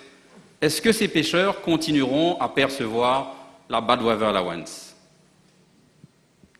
Mr. Speaker, sir, I wish to inform the House that although all registered artisanal fishers aged 65 years and above who continue to operate, they will continue to derive their old age pension of 9,000 rupees. They will continue to benefit from bad weather allowance and all the privileges and incentives put at the disposal of the fisher community, such as life jacket, icebox, loan facilities from the DBM for the purchase of fishing equipment, boats, outboard motors, etc. They will continue to benefit. The table has been advised that PQB 1283 has been withdrawn. Next question. B1266, Mr. Speaker, sir. Mr. Speaker, sir, I'm informed by the Municipal Council of Aqua Phoenix that following a request made on the 26th of December 2018 to the National Development Unit for the construction of a new box culvert and retaining wall at Fatlu Lane, Phoenix, financial clearance to the tune of 4,140,000 rupees was obtained on the 18th of April 2019. On the 17th of May 2019, bids were invited by the Municipal Council of Aqua Phoenix for the construction of a box culvert, retaining wall, and widening of the existing bridge at Fatlu Lane, Phoenix. The contract was awarded on the 17th of September 2019 to Now Wrong & Company Limited for the construction of a box culvert and the widening of the pedestrian bridge for an amount of 2,530,000 rupees, inclusive of VAT, and a contingency sum of 100,000 rupees. I'm informed that the Council did not proceed with the construction of the stone masonry retaining wall, which was an optional item in the bidding document, since the total amount quoted by the contractor for the whole project amounted to 4,830,000 rupees, inclusive of VAT, which exceeded the finance clearance obtained from the National Development Unit for a sum of 4,140,000 rupees. However, following a visit effected at the site by the civil engineer of the Council, the construction of an additional length of 25 meters of drain was recommended at the site. The construction of the drain at a cost of 447,000 rupees, inclusive of VAT, was approved at the Public Infrastructure Committee meeting of the Council held on the 5th of February 2020. I'm informed that the construction of the box culvert, widening of the pedestrian bridge, and construction of the additional drain at Fatlu Lane, Phoenix, was completed by the contractor on the 5th of March 2020.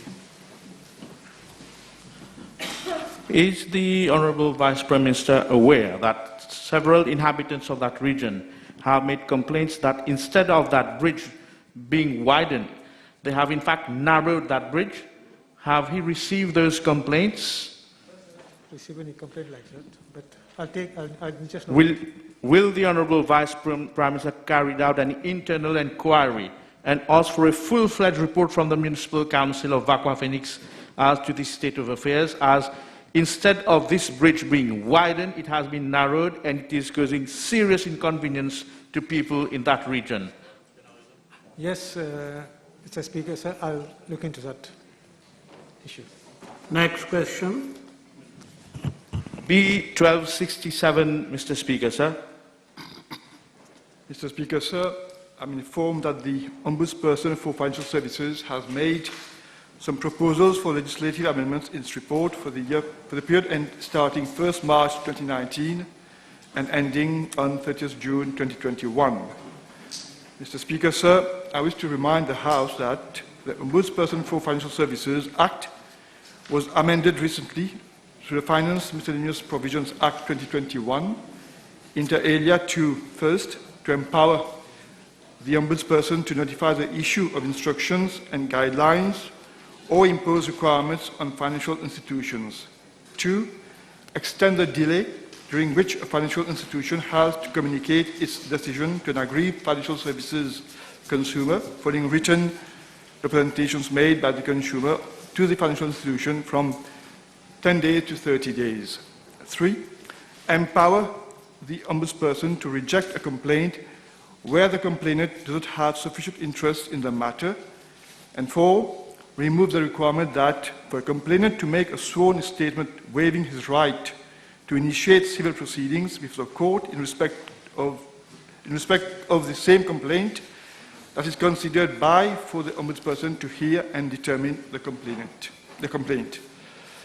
Mr. Speaker, sir, legislations by their nature are not static but dynamic. Therefore, legislators have to adapt to different circumstances as well as have an open ear to suggestions from stakeholders. The above-mentioned amendments brought to the Ombudsperson for Financial Services Act illustrates government's commitment to always be open to constructive proposals and give due consideration to those proposals wherever possible, in line with the established legislative procedures, and also to ensure that the letter of the law matches with the spirit of the Act when it was first created, whilst acknowledging the need to adapt to new circumstances. Mr. Speaker, sir, I'm informed that the Ombudsperson for Financial Services has only made an official request to my ministry for the widening of the power of his office to cover other sectors, namely, first, the Development Bank of Mauritius, secondly, the Mauritius Civil Service Mutual Aid Association Limited, thirdly, the Mauritius Housing Company Limited, and fourthly, cooperative societies registered under the Cooperatives Act 2016. This is being envisaged at the level of my ministry. As regards the other amendments to the Ombudsperson for Financial Services Act mentioned in the report, no official requests have yet been made to my ministry. Will the Honourable Minister confirm that, in fact, one of the main recommendations is for more accountability? That is, the Ombudsperson for the Financial Services have recommended that a select committee of the National Assembly be set up so that he is accountable and answerable to that committee. Is he aware of that recommendation of that report? Yes, sir, if you go by the report, you will see what are the proposals made. It's all in there, so everyone is aware of that. You have one? Will his ministry set up a committee to work together with the Attorney General's office to bring to this House, with a certificate of urgency, amendments being proposed in those recommendations as per that annual report of the Ombudsperson for Financial Services? So, Deputy Speaker, sir, these are matters of policy, and as I said in my reply, we haven't received any requests as such with regard to this particular issue. So we'll wait for that, and then we'll consider. Yes. The Ombudsperson wants now to report to the President instead of to the Honourable Minister. Has the Ombudsperson discussed with the Minister with regards to this proposition first, or he just made it in his report as we have taken cognizance? Mr. Speaker, sir, he hasn't discussed with me on that matter. Sorry? He hasn't discussed with me on that matter. So the table has been advised that PQs B 1276, B 1277, B 1278, B 1279 have been withdrawn. Time over. Motion. Mr. Speaker, sir, I move that all the business on today's order paper be exempted from the provisions of paragraph 2 of Standing Order 10. The question is that all the business on today's order paper be exempted from the provisions of paragraph 2 of Standing Order 10. Those in favour say aye. Those against say no. Aye. The ayes have it. Statements by ministers. Member Gano. Mr. Speaker, sir, with your permission, I'm making a statement on the 5th grade policy review of Mauritius. The 5th grade policy review of Mauritius was held at the World Trade Organization from the 9th to the 11th of November 2021 in Geneva. The trade policy review is a transparency exercise mandated by the Marrakesh Agreement establishing the WTO, the objective of which is to examine the trade policies and practices of the member states. Mauritius, as a developing country, is reviewed every 7 years. The review exercise is based on a report prepared by the government and an independent report prepared by the WTO Secretariat. WTO member states are given the opportunity to submit written questions on these reports 2 weeks prior to the review, and to make oral statements on their assessment of the trade policies and practices in the plenary of the first day of the review exercise. Responses to these written questions have to be submitted at latest on the last day before the review. Reaction to the oral statements made during the review by the WTO member states and any clarification sought have to be provided in the closing statement on the last day. Mauritius reviewed some 172 written questions, including from the key players such as the US, the EU, China, India, Canada, and Japan, and 12 additional written and follow-up questions during the review. Responses to these questions were submitted within the prescribed deadline. Sir, the chairperson for the review meeting, His Excellency Dr. A.L. Molokome, Permanent Representative of Botswana to the WTO, laid emphasis, among others, on the openness of the Mauritian economy and the economic reforms pursued during the review period, which led to Mauritius becoming an essentially services-oriented economy. The discussant, His Excellency Dr. Cleopa Mailu, Permanent Representative of Kenya to the WTO, highlighted that Mauritius was a vibrant democracy where good governance, the rule of law, transparency, and respect for institutions were key principles that underpin development. He also underlined the active trade diplomacy pursued by Mauritius and the trade and business facilitation measures taken to improve the business climate. In my presentation of the trade policies and practice of Mauritius, I dwelled lengthily on the impact of the COVID-19 and the wide array of measures taken by the government to sustain jobs, to address the socio-economic challenges, and to put the economy back on the path of recovery. In particular, I laid emphasis on the plan de relance de l'investissement et de l'économie of the government, which was aimed at improving social resilience and the business environment, upscaling infrastructure development, facilitating the establishment of sustainable smart cities, and the decarbonization of the transport industry as part of the broader green agenda of Mauritius. Some 51 WTO members took the floor to comment broadly the government and Secretariat reports. The economic reforms undertaken by Mauritius to facilitate trade and investment were widely acknowledged, as well as the key measures adopted by government to mitigate economic shocks caused by the COVID-19 pandemic. Members praised Mauritius for its openness and its continued effort to further diversify the economy and to expand market access and investment opportunities through the conclusion of the free trade agreements. The role of Mauritius in the consolidation of regional and continental integration was emphasized. In conclusion, I summarize the key priorities of government to stimulate the economy following the impact of COVID-19, an exceptional boost to investment, shaping a new economic architecture, and restoring confidence. Moreover, I reiterated the commitment of Mauritius to pursue business and trade facilitation reforms to further revamp the attractiveness of Mauritius as a place to do business. The challenge for the immediate future was to stimulate economic recovery while addressing the impact of climate change. All the statements made by the Member States qualified the trade policy review of Mauritius as highly successful. In the margin of the trade policy review, sir, I participated in a number of high-level meetings and events.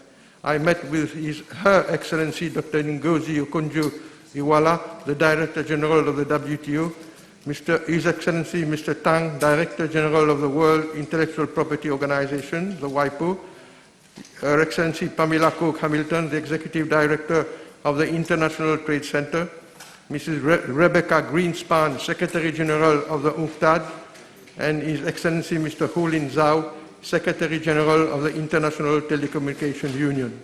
The objectives of these meetings were primarily to consolidate further the excellent working relations of Mauritius with these organizations and seek their support on some key projects. I also made a statement at an information session on the pandemic and the rising shipping rates organized by Her Excellency Dr. Iweala, Director General of the WTO. Furthermore, in my capacity as coordinator of the African group at ministerial level of the WTO, I participated in the opening of a retreat organized by the African Union on the 12th of November, the aim of which was to frame the negotiating positions of the group for the 12th WTO Ministerial Conference.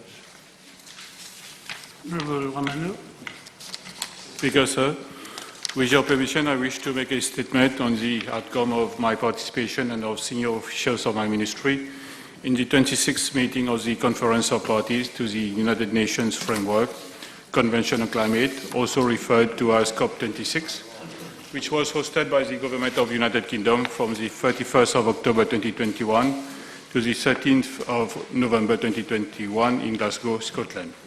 Mr. Speaker, sir, this statement is an unusually lengthy one in view of the importance of the subject matter. I shall therefore crave for the indulgence of honourable members. The COP26 summit brought some 39,000 delegates from 197 country parties together to accelerate action towards the goals of the Paris Agreement and the United Nations Framework Convention on Climate Change. The main objective of COP26 was to finalize outstanding issues which had remained unfinished since COP25 in Madrid in 2019, namely with regard to climate change adaptation, mitigation, finance, Article 6 on market and non-market mechanism, and the finalization of the Paris Rulebook, amongst others. The COP presidency, Mr. Alok Sharma, had set itself the ambitious task of keeping 1.5 degrees Celsius alive, referring to this stretch target of the Paris Agreement that will limit some of the most destructive impacts of climate change if achieved. COP26 was kick-started by the World Leaders Summit, which was held on the 1st and 2nd of November 2021. Same was attended by a delegation led by the Prime Minister and comprising myself and senior officials. Mr. Speaker, sir, during the opening ceremony, the British Prime Minister underlined the urgency for action to reverse global warming and called upon world leaders to commit themselves towards attaining net zero emission by 2050 through the motto, coal, cars, cash and trees. He called for phasing out of the use of cars with hydrocarbon internal combustion engine by 2035, coal-fired power station to end by 2040 in the developing world and by 2030 for the developed world. A halt and reversal of deforestation by 2030 and the developed countries to mobilize 100 billion USD yearly, as promised in Paris, to help the rest of the world to move towards green technology. During the summit, the Secretary General of the United Nations, Antonio Guterres, also emphasized on building a global coalition to reduce emissions to net zero and on the need to assist the small island developing states which needed urgent funding to attain the set objectives.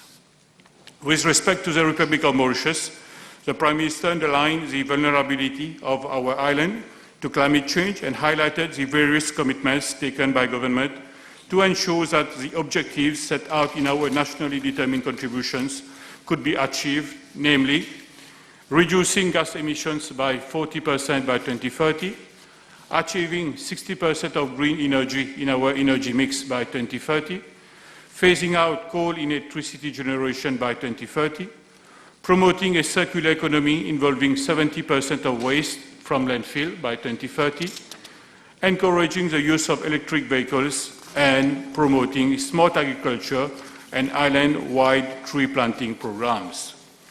Mr. Speaker, sir, the World Leaders Summit was also marked by the launching of a joint initiative by India and the United Kingdom on the infrastructure for resilient islands on the 2nd of November 2021 by 6 heads of states, including the Prime Ministers from India, UK, Australia, Fiji, Jamaica and Mauritius. The aim of this initiative is to support states in achieving sustainable development through a systematic approach to resilient, sustainable and inclusive infrastructure. Accordingly, Mauritius would benefit from the systematic approach of risk and resilience assessments to facilitate risk-informed infrastructure design and planning and post-disaster assessments of critical infrastructure sectors to support recovery and reconstruction, among others, along with reaping interlinkages and synergies among small islands developing states as well as across 6 regions. A roundtable discussion on understanding island climate priorities at COP26 was also organized on the 2nd of November 2021 by the United States Secretary of State, whereby the Prime Minister was also invited to participate. The deliberations focused on the need to achieve 1.5 degrees Celsius target, climate financing, the damage caused by climate change, and the need for support for adaptation. The Prime Minister underscored the difficulties faced by small distant islands like Mauritius in sustaining their economic growth due mainly to the obligations in treaties relating to commerce and trade being imposed by developed countries, particularly in the financial sector. In the margins of COP26, 133 countries, including the Republic of Mauritius, also supported the Declaration of Forests and Land Use initiative during a symbolic ceremony which was attended by the world leaders. Mr. Speaker, sir, the Glasgow Climate Pact that emerged from the summit at the last hours was a compromise decision and was welcomed by many developing countries for its commitment to doubling adaptation finance and requesting developed countries to present more ambitious climate pledges next year. Small islands, developing states, and least developed countries in general were disappointed that this conference once again failed to provide vulnerable nations with the financial support to rebuild and respond to the unavoidable impacts of climate change, namely through the loss and damage mechanism. Much was also made of a last-minute intervention that saw language around moving beyond coal weakened in the final text. The call to phase down unabated coal use is nevertheless unprecedented in the UN climate process.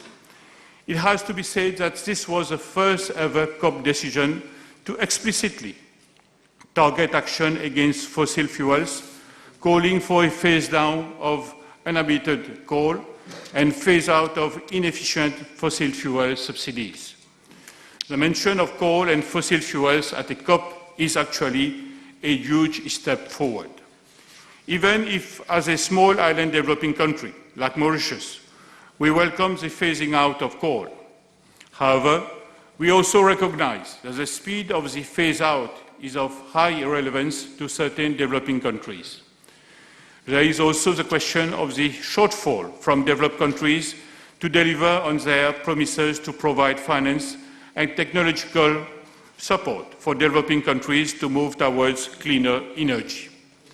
The debate around coal phase-out should be viewed from the lens of national circumstances and equity to enable poverty alleviation and promotion of sustainable development.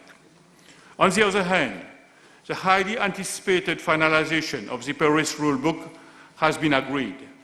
The pending issues with regard to Article 6 for an international carbon market mechanism, the enhanced transparency framework to track and communicate progress on emission reduction, and the common time frame for NDC updating have been agreed. This will now provide country parties with crucial set of guidelines and modalities to embark on the implementation phase of the Paris Agreement. Similarly, the Glasgow Climate Pact has basically introduced a broad political cover decision calling for renewed efforts to raise ambition on cutting emissions, climate finance, adaptation, and the loss and damage already being caused by warming. The pact requests countries to raise their ambition again next year and creates a Glasgow dialogue on funding for loss and damage, as well as pledging to double adaptation finance.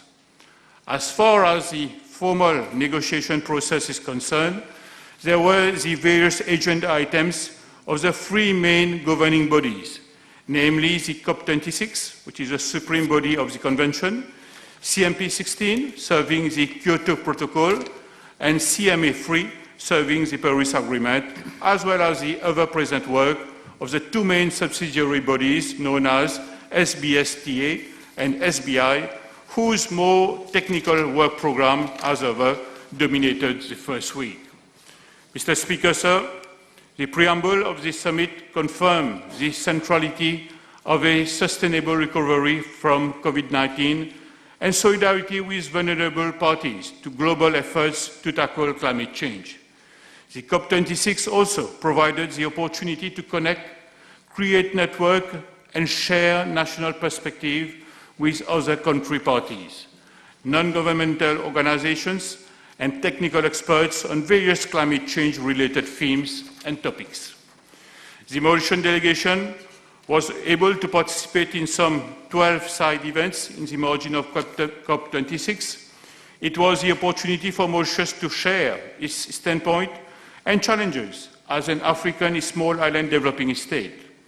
In that endeavor, we had the opportunity to participate in a series of site events. The main ones are the Energy and Empowering Post-Coal Alliance event, which was organized by UK, the Climate Finance Loop for Effective NDC Implementation event, which was organized by the Commonwealth Secretariat, the European Union and the Organization of African, Caribbean and Pacific States Partnership event, which was aimed at strengthening cooperation and climate action and the use of science-based information to build resilience, the African Islands Transitioning Towards a Climate Smart and Resilient Future event, which was organized by the African Union Commission and the Indian Ocean Commission.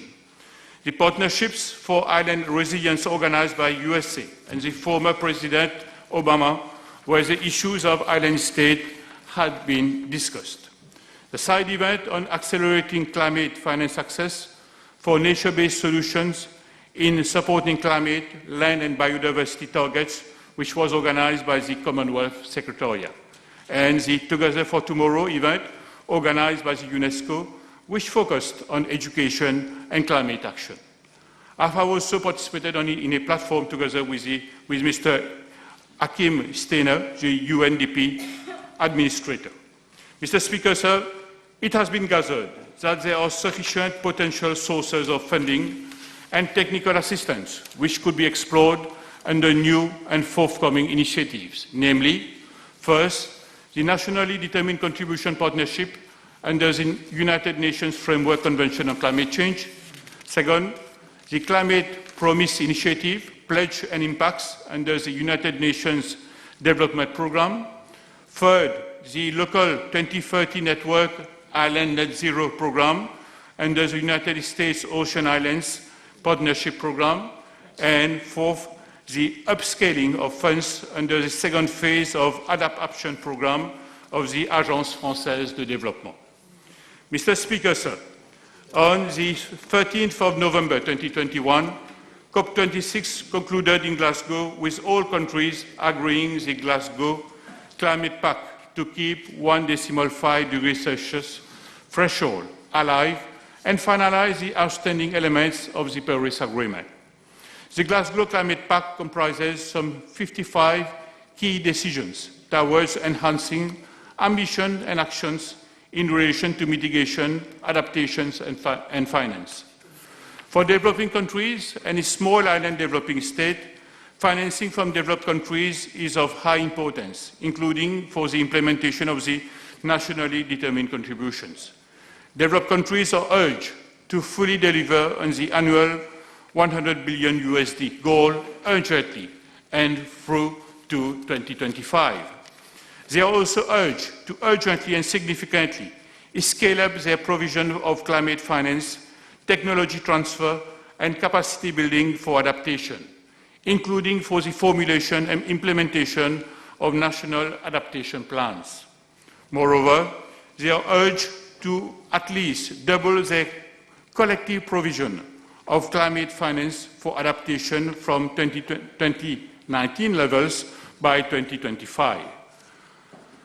I wish to also inform the House that operating entities of the financial mechanism, multilateral development banks, and other financial institutions are also urged to further scale up investments in climate action.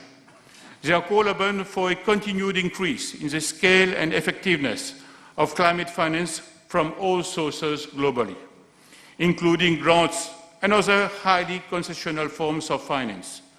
Furthermore, providers of financial support are encouraged to consider how vulnerability to the adverse effects of climate change could be reflected in the provision and mobilization of concessional financial resources, and how they could simplify as well as enhance access to finance.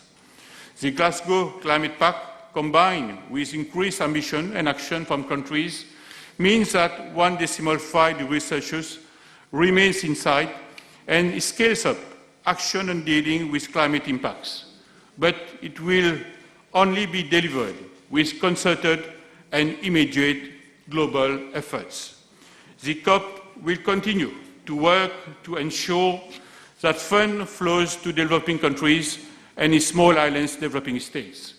Mr. Speaker, sir, to conclude, I wish to cite the COP26 President Alok Sharma. I quote, "We can now say with credibility that we have kept 1.5 degrees alive, but its pulse is weak and it will only survive if we keep our promises and translate commitments into rapid action.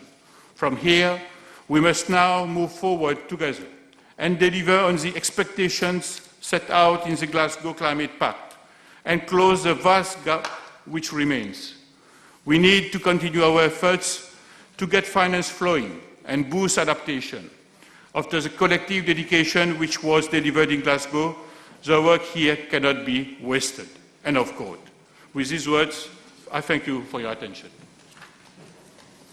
Honourable members, I'll suspend the sitting for 45 minutes.